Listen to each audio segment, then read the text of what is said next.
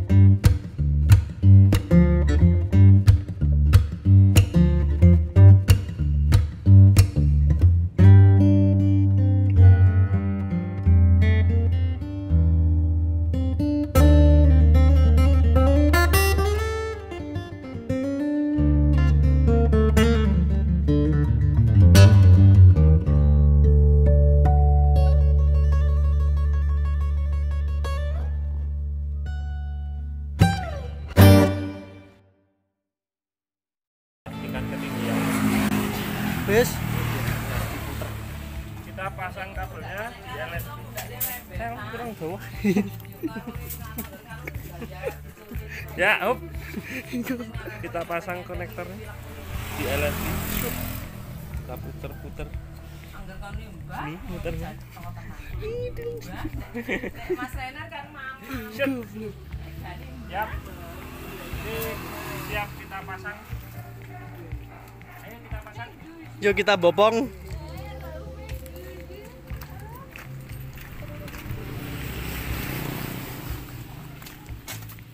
Set.